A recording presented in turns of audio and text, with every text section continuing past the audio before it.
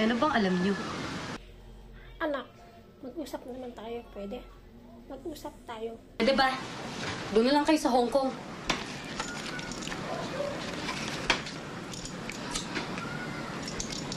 Magiro nga, anak. Mas magandang dun na nga lang, magandang dun na lang muna ako, no? Oo nga, doon ka na lang.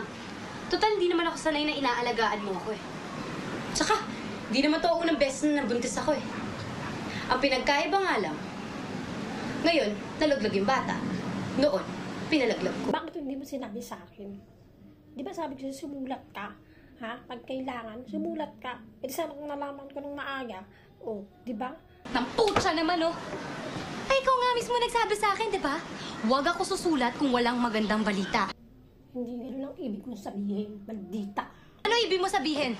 Ang ibig kong sabihin, kaya ako nandoon para magtrabaho, may mapakain sa inyo, lumaki kayo ng maayos, makapag-aral kayo, ha? Ang hirap-hirap na buhay doon, tapos yan lang ang gagawin mo sa akin, ha?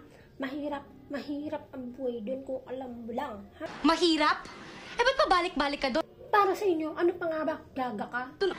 Para sa amin. Para maging mahusay at maganda ang buhay namin.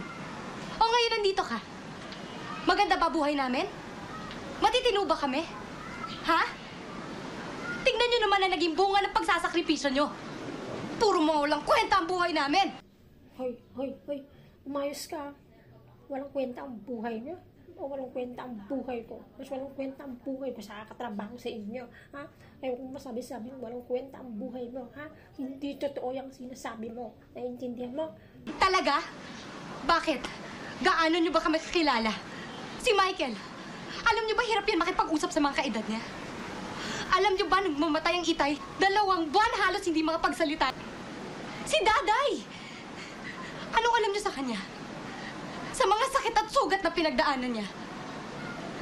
Wala pa siyang 1 taon. Nilayasan nyo na siya. Hindi nyo narinig ang unang salitang binigkas niyan. Kaya wag na wag mo sasabihin sa akin na alam mo kung anong totoo. Hindi totoo para sa amin. Dahil wala kayong alam.